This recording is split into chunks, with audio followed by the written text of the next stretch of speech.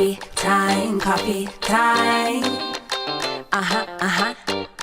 Yeah, this ain't your average cup of joe. Listen, I need it in the morning, I need it at night. He always keeps it brewing, he always keeps it tight.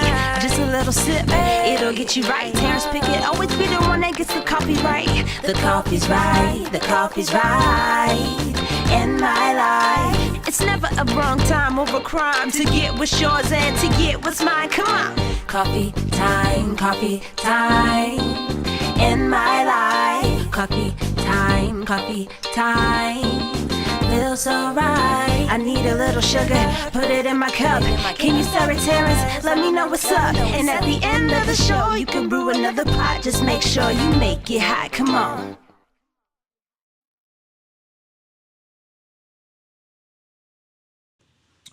And good morning to everybody, and to everybody a good morning. Do me a favor, invite somebody, share. Invite some. Oh, we got some good stuff to talk about this morning. We're talking about, what are we talking about?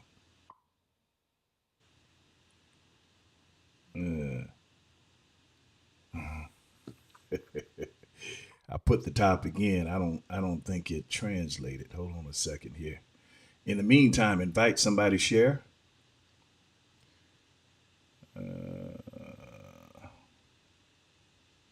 Yeah, I put it in there.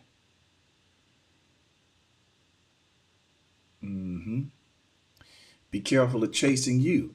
That's what we're talking about this morning. Be careful of chasing you. I don't see it on my page.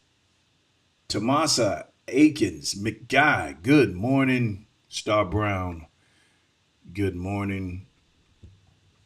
I need to make some adjustments to this mic, but good morning.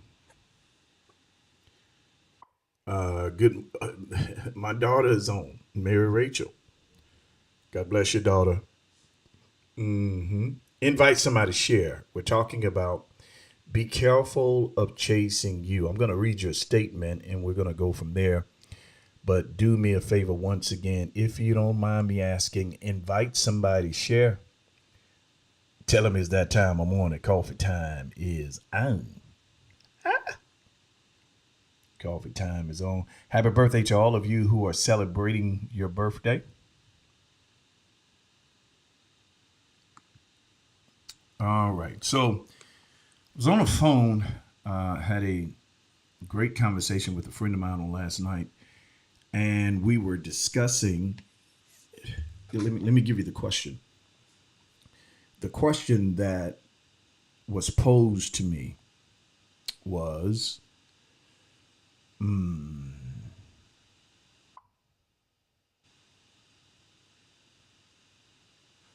wanna be able to pose the right question without exposing the person. You wouldn't know them anyway because they're not here. But I still want to be careful and sensitive at how I expose the situation. Okay, I'll give it to you this way. So this person was minding their own business and heard God tell them go to a certain location. All right. And in going to this location, they met a certain person. And the person that they met while at this God inspired location, they end up hooking up. All right. And hooking up, started a family, and in starting a family, life has been hell for them. All right. And the struggle for them was, how could God lead me to this place to meet this person? And the hell that I'm going through, is this ordained of God? And they struggled with that. And I believe I answered the question for them last night.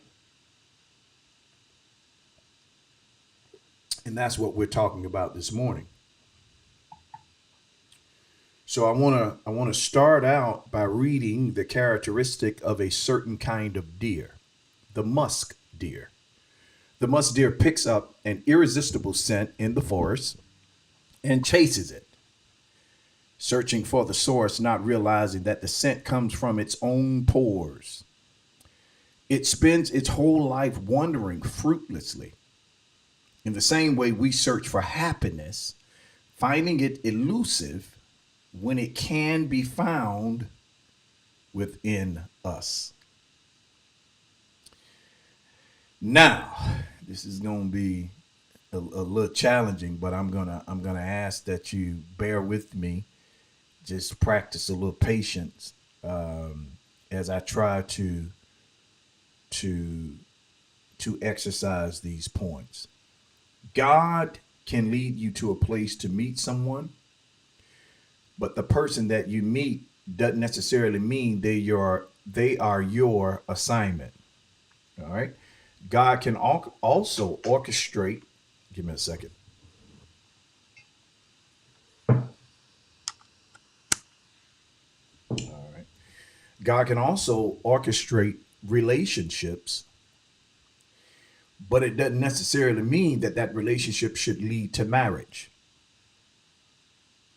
God can send you help, but it doesn't necessarily mean that you're to marry the help.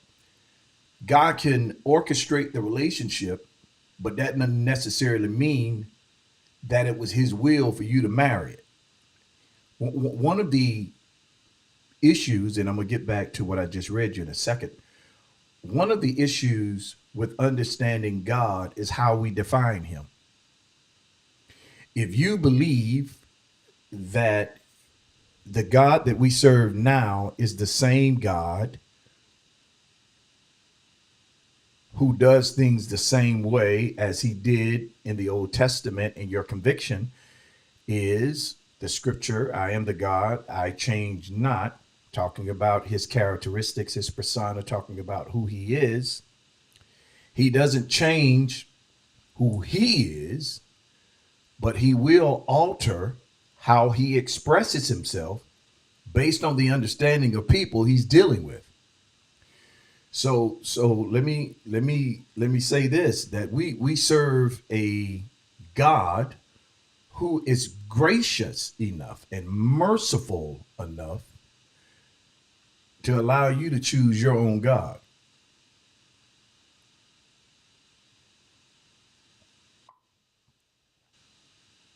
He's not intimidated by the God of your choice. He's not intimidated with how you choose your God. But grace gives you the ability to choose the God of your choice. Now, let's talk about the God that we choose before I circle back around. The God that we choose is contingent on what we know. The God that we choose is contingent on what we've been exposed as it relates to our understanding. The average person, according to science, only use 10% of their brain. 15%, you're extremely smart. Where's the other 85% of your brain? Why is it lying in doormat? What do you need? Why don't we tap into it? Because we as a people have an innate ability to stop. Whenever something is bigger than us, we stop. The uncomfort that stretching brings causes us to stop. Even when you're in the gym, you lift a certain weight, it causes stress, pain, and the repetition of a weight maybe causes you to be uncomfortable. We stop, but you don't gain strength by heavy weight. You gain strength, you're cut by repetition, and you add more weight in time. Sometimes we grab too much weight too fast. We are injured, and muscle has memory, and because of the injury, we never evolve or become or tap into the parts of us that are untapped because of a bad experience. So, as it relates to relationships, as it relates to how we see God, because we have an innate ability to stop whenever something is stretching us, or when something is beyond us, or when something is challenging us to see above our view. We stop. Now let me help you here. God speaks to spirit, but in order for your natural man to understand, spirit has to be processed by natural. You have a spirit mind. Paul says, be renewed in the spirit of your mind. You have a natural mind. You have a brain. Your brain, your spirit gets the message or signal from God, but your brain has to process it in order to get that thing from spirit to natural. So your natural mind is fed by what you put in your spirit. So when God speaks to you, he can speak something, but if it's beyond you, you will never understand it. This is why you have to tap into the untapped resources of your mind. You do that by staying in a position of learning, reading. Reading is to the mind what exercise is to the body. So the more you exercise, the better fit you are. So the more you read, the more mentally stable you are, the more mentally fit you are. You see people who think quick. You see people who are able to respond immediately. You see people who are sharp intellectually. It's because of the investment that they've made in their mind. They're tapping into the parts of the brain that we do not use. And that is essential in understanding God. Many of us stop our understanding in the position of where our parents left us, in the position of where the old church left us. And we have not evolved, so we can't understand or expand our way of thinking. We can't think beyond what was placed on us into a relationship where God is talking directly to us. So many people serve God through the lens of grandmama's salvation. I believe it's Juanita Bynum who is telling people they ain't holy if they don't wear stockings, and they going to hell, and you showing your print of your body. Uh, and she is equating holiness to the dress code. And dress code has nothing to do with holiness. According to Ephesians 1, we were committed to be holy and without blame in Christ in love. This happened before clothes were even created. So you can't lower holiness to something you do, because holiness is not a behavior, but it does affect your behavior. But what's more, your behavior is affected by what you know. So you can have a person who does not know better, that is holy, and operating at the level of understanding that they have. But ignorance has nothing to do with your divine placement. So you can be ignorant and not know and still be holy. Oh, I wish I had a witness. That's just my church voice. I like using it sometimes. So it ain't God. It's just me. So it's important that you expand your mind, because God can only reveal to you to the capacity of mind expansion. Whenever your mind and your heart are working together, and mind and heart are synonymous through scripture, but whenever your heart and your mind are working together in the evolution of life, you expanding, you evolving, you gathering more information and knowing through study, detail, wisdom, and knowledge, then you are expanded. And when you expand in your mind, your spirit is able to share more. It opens up the spiritual eye of your understanding to be able to see God in a more vast way. And I know that there are some right now screaming, what do you mean you can create your own God? There's one Lord, one faith, and one baptism.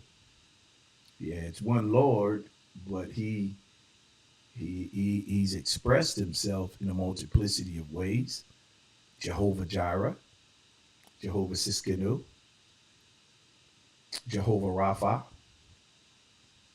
So uh, it's important that above all you seek wisdom, but you study, you read, because the greater capacity of your mind will determine the level of exposure you have.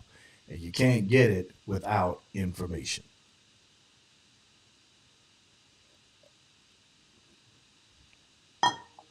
Now, what does that have to do with the topic today? You chasing you, the danger of you chasing you. It has everything to do with it. You, your makeup, your personality, your persona, your psyche,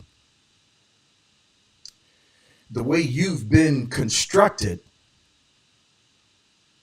determines how far you can go in understanding.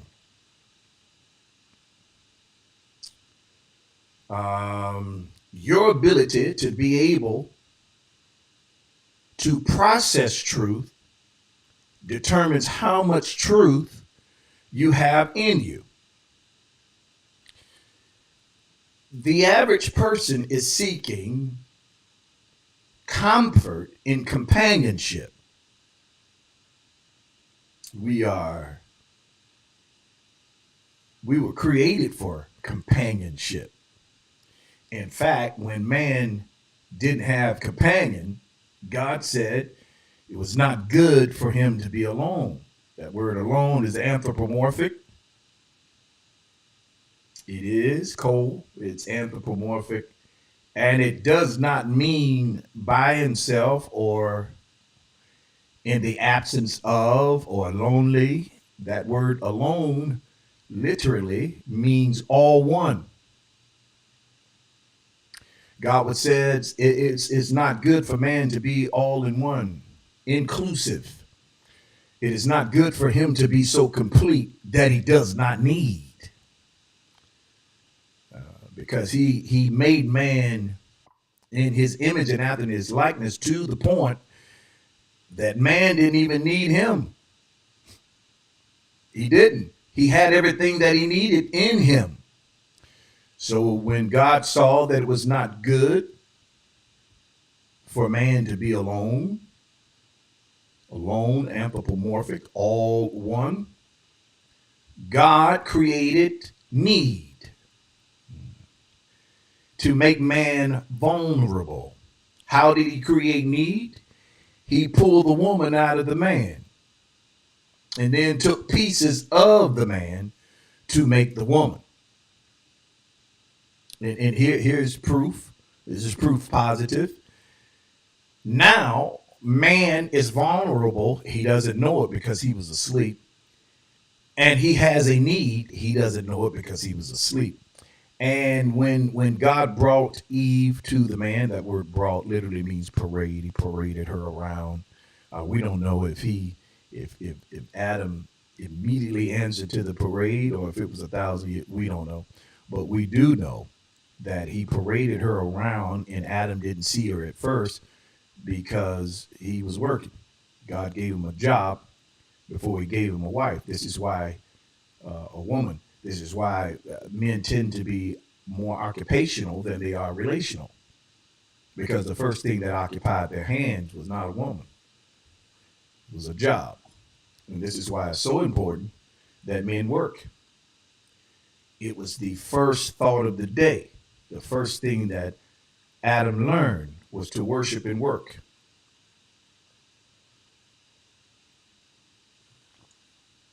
What makes a man sorry is the absence of worshiping God in his life and the absence of work. Till he perfect those two things, he's not ready to bring anyone in his world. So when God brings the woman, and Adam sees her, the first words recorded from Adam in regards to the woman was, "This is bone of my bone, flesh of my flesh." What is he saying? He is saying, in so many words, he's saying, I see me in her. If I see me in her, because the pieces of Adam were taken to create her, what Adam is saying is, I'm not complete without God and without her. This is why you should come to Encounter Church every Sunday morning, 1 o'clock p.m., 600 King Street. Adam, when he saw her, he saw him. His ability to understand who he was helped him identify who she was. And the problem in relationships with many of us is we have no self-identity, so we can't identify what's good for us. And this is why you take the man who's egotistical, that ego. If that ego is not marginalized, if that ego is not brought into equality, then that ego ruins that man. Man, by nature, needs his rib.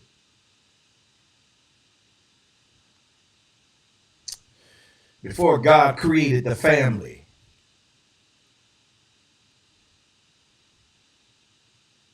the only thing he gave that man first was a job.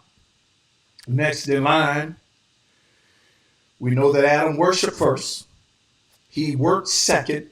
The third things on Adam's agenda that he saw or discovered in a perfect world was the woman.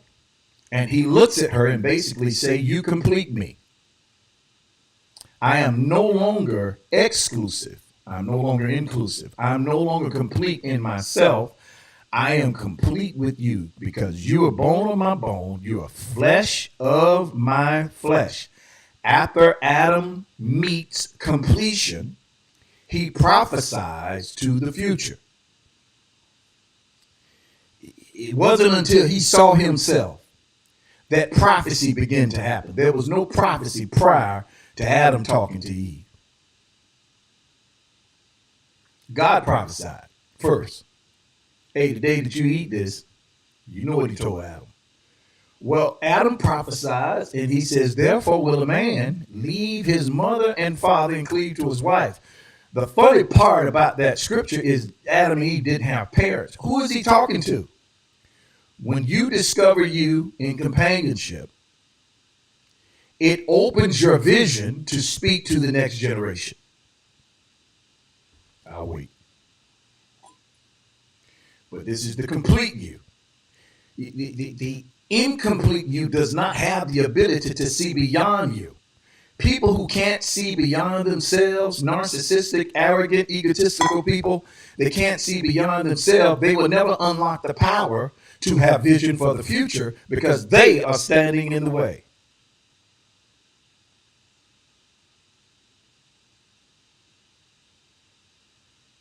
You have to get out of the way in order for God to expand your ability or the capacity of understanding to see beyond, to see in the future.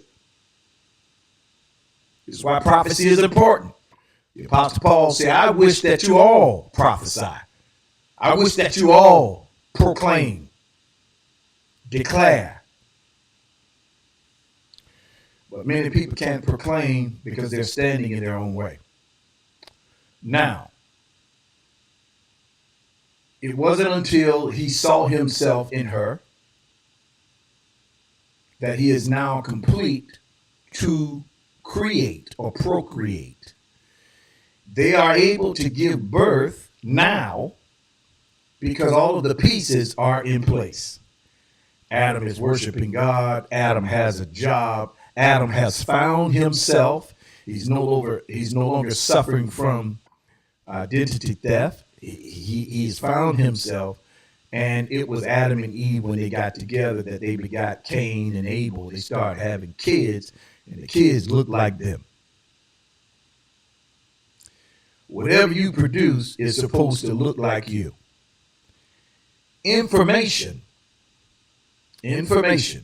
handed to a person whose mind is not expanded to receive the information now becomes a weapon, and the person weaponizes others with that information. You ever seen people so interested in you knowing what they know? Every opportunity, you got to sneak in. It's because they have no security in who they are. It's to be compared with being rich and being wealthy. Being rich is loud. You got to tell people what you got, show them what you got. You pull out a wad of money, you got on a Gucci belt, Gucci shoes, Gucci. You're loud. Wealthy is quiet. Wealthy looks ordinary until you talk to wealth. Then you see it's extraordinary. And that's the same thing with people who have no self-security. Insecure people are loud. They've got to flaunt what they know. They try to put other people on the spot to embarrass them by what they know. But secure people, they're wealthy. They're wealthy and rich in knowledge. They're wealthy in understanding. They look for opportunities to teach. So when they've seen you act the monkey or act the fool, they pull you to the side later, not in front of everybody, because being wealthy is quiet. And they pose certain questions to get you to understand how rich you are. Wealthy people will show you the wealth in you. Rich people will show you the loud in you. So when it comes down to you chasing you, you need an understanding of you before you can find you. A person who is unsettled in self, they've not been able to define self. They equate themselves to the title that they hold. These are the people that are weak, and they've been robbed of identity. Because a title should not make you. You should make the title. Money should not make you. You should make the money. Nothing anyone does defines you. You define what they say by the life you live. And in order for this life to be defined correctly, there's security. Security has to be there. A person who does not have security does not have identity. A person who does not have identity is now insecure, and they have to park on things to make themselves valuable. I'm talking good this morning, whether you recommend it or whether you like it or not. The reason you loud and everybody got to know you there, and the reason y'all got these titles and stuff on Facebook, it's Facebook. What's your name? Pastor this, Bishop that, Apostle this, prophetess this, evangelist this, manager this. You got to put it on Facebook because you're not sure. Well, it ain't the first time. You're not sure. Because if you were sure, you lead with the work and not let the title lead you.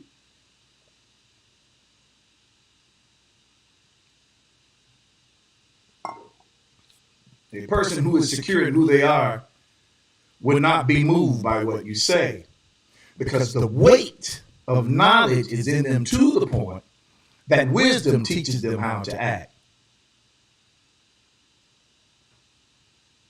Mm-hmm. Many people don't even understand, especially in the church, in the kingdom, that these titles anyway, they're jurisdictional, they're geographical, they are.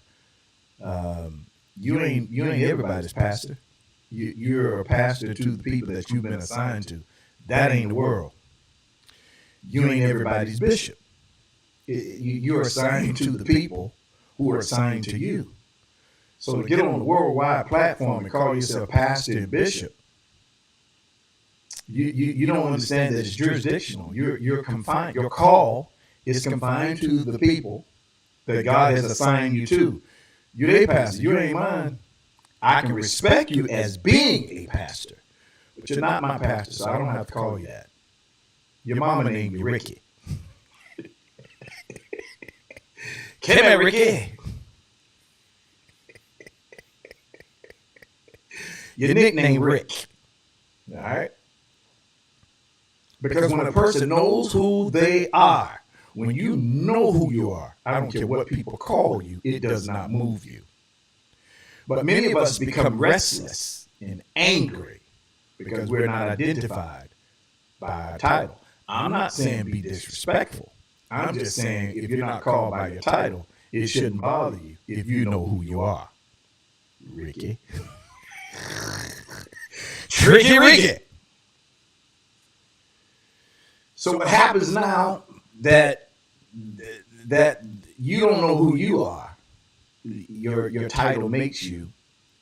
Now you're looking for someone for companionship, but because you're unsure in you, the lenses that you see through are broken. You have broken identity. When you're broke internally, you're also broke externally. If these glasses had cracks in them, I would see multiple people at the same time because I am seeing from fractured lenses. Anybody that takes a view from a fractured lens will never be able to see holistically. If I just decide to take my time with y'all this morning and toss this stuff up, so if I cannot see holistically because my view is broken, I would never choose whole. I would.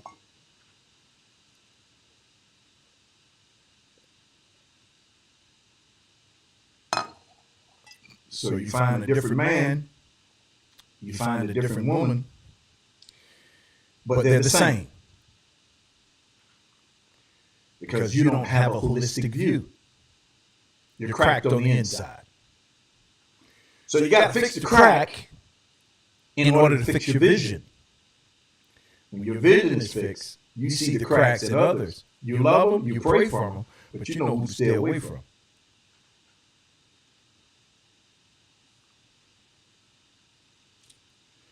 I'm going to read this again. This excerpt is from a book that I'm reading.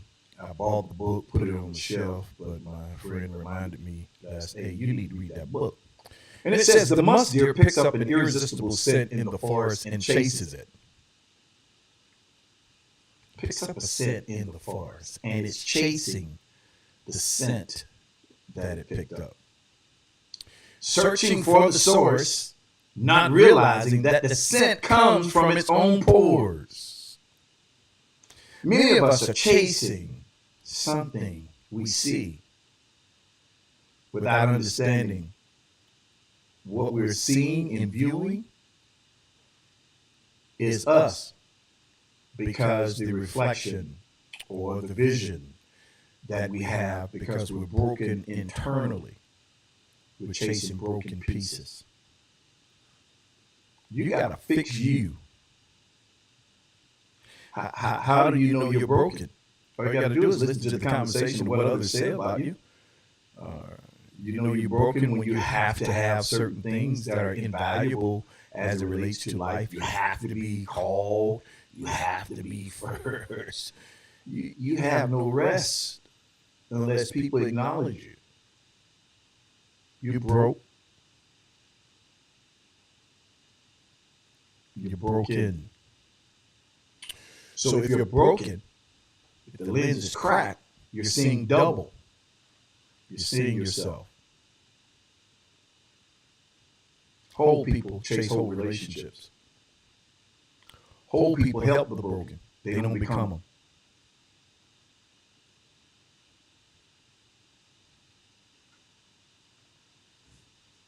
The scent you're chasing is your own.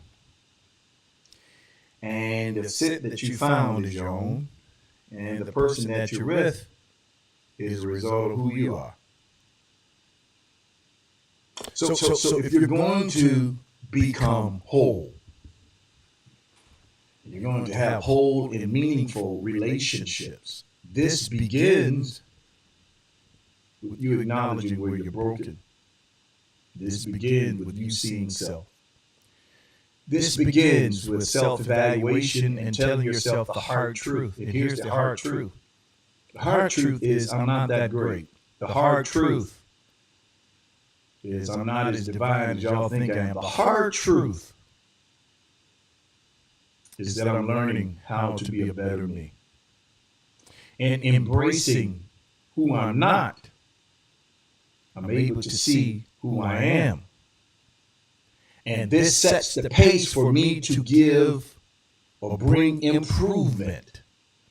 If I don't think the glass is full, if I don't think the glass is empty, I won't try and fill it. No one can fill a full glass. If you're full of yourself, you don't think you need help. When you're full of yourself, you're not going to let anybody pour.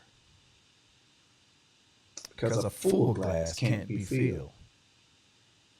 But if you recognize, hey, I can use some help in this area. If you acknowledge, hey, I'm not full over here. Hey, I may be good here, but I'm empty here.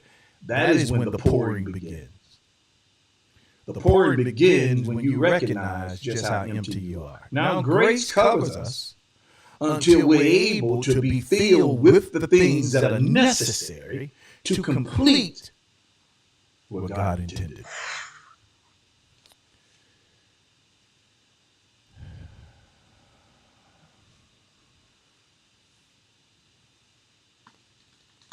You got to start acknowledging what you're not in order for wisdom to open up and give you what you need.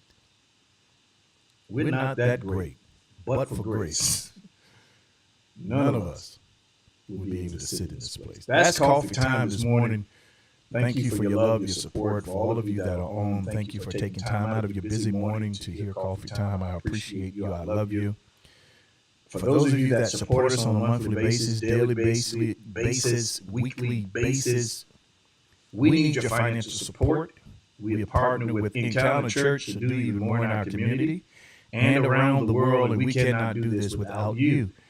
You can give at Cash App, $ sponsor coffee time. For those of you looking for a church home, place of fellowship, place to come, where love is magnified and religion is killed, that's Encounter Church. I'm the pastor, your man, Terrence Pickett. I would love to have you. We have service on Sundays at 1 p.m. We're generally at an end for an hour and 5 minutes. We'd love to see you. We'd love to love on you. We'd love to be a part of what God is doing in you. But we can't do it till you come see us. It's 600 King Street, Jacksonville, Florida, 32205. 600 King Street, Jacksonville, Florida, 32205. And that's 1 p.m. on Sundays. Remember, you were born to win, predestined to succeed. There's nothing that can happen to you today that the wisdom on the inside of you cannot handle. You got to calm down, slow down, use emotion, intelligence, trust God, and be quiet. When you are quiet and you allow wisdom to speak, you will always win. You all have a blessed, productive Wednesday. And always remember to think higher, speak life. And remember, you're going to be held accountable for what you heard. Exercise it and do it right.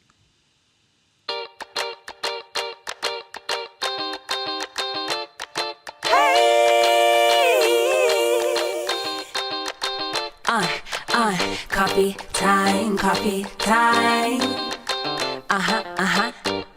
Yeah, this ain't your average cup of joe.